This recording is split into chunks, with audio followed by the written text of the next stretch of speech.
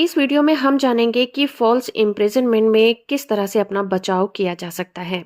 False imprisonment मतलब किसी व्यक्ति को अवैध तरीके से कहीं पर बंद कर देना या फिर गिरफ्तार कर देना।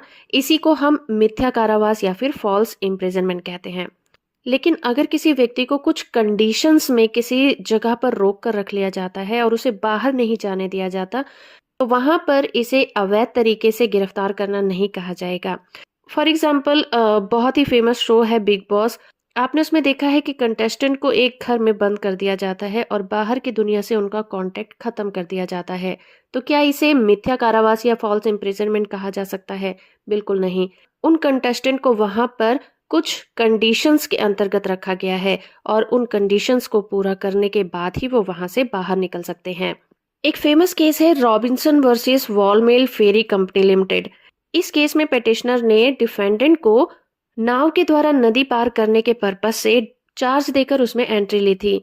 लेकिन जब उसे मालूम हुआ कि अगली नाव 20 मिनट के बाद ही जाएगी, तब उसे बाहर निकलने की इच्छा हुई। लेकिन जब वो एग्जिट गेट पर गया तो उसे बाहर नहीं निकलने दिया गया। बाहर निकलने के लिए उससे चार्ज मांगा गया और जब तक उसने चार्ज नहीं दिया, उसे वहीं पर रोक कर रखा गया।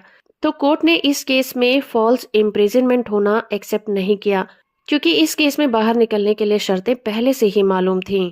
लेकिन तब क्या हो कि अगर कोई कोर्ट गलती से किसी भी ऐसे मामले में गलत आदेश दे देती है, यानी कि जहां पर फॉल्स इम्प्रिजनमेंट नहीं था और वहां पर भी ऐसा फैसला सुना दिया गया कि फॉल्स इम्प्रिजनमेंट था, तो कानून ये कहता है कि कोर्ट का फैसला भले ही गलत हो या उसके जुरिस्डिक्शन से बाहर ही क्यों ना हो, या फिर ऐसा फैसला सुनाने की उसकी पावर भी ना हो, तब भी कोर्ट किसी के अंडर काम नहीं करता। कोर्ट के फैसले के खिलाफ अपील की जा सकती है, लेकिन उसे गलत नहीं कहा जा सकता। पर अगर कोई पुलिस ऑफिसर है और वो किसी व्यक्ति को गलत तरीके से आदेश देता है कि गिरफ्तार कर लिया जाए, तो उस पुलिस ऑफिसर के खिलाफ कार्रवाई की जाएगी, क्योंकि पुलिस को ये पावर नहीं है जो कि कोर्ट को है। एक फेमस केस है Kundan Lal versus doctor Desraj case.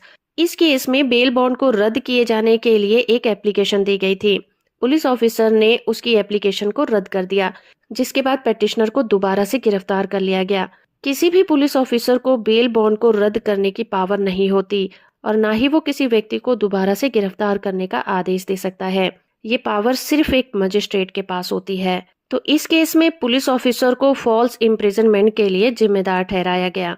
तो किसी भी केस में अगर किसी व्यक्ति का फॉल्स इम्प्रिजनमेंट कर दिया जाता है, अवैध तरीके से किसी की गिरफ्तारी की जाती है, कहीं पर कैद कर दिया जाता है, तो डिफेंडेंट को अपने बचाव में सिर्फ इतना ही प्रूफ करना होता है कि जो गिरफ्तारी थी वो अवैध नहीं थी। अगर पुलिस के द्वारा गिरफ्तार किया गया है तो मजिस्ट्रेट के ऑर्डर थे। अगर किसी को कहीं पर बंद करके रखा गया था तो वहां पर कुछ न कुछ शर्तें लागू होती थी। और अगर डिफेंडेंट इन चीजों को प्रूफ कर पाता है तो वो अपना बचाव कर सकता है। तो होप फ्रेंड कि ये वीडियो आपको इन्फॉर्मेटिव लगी होगी। वीडियो को लाइक और चैनल को सब्सक्राइब करना बिल्कुल मत भूलिएगा।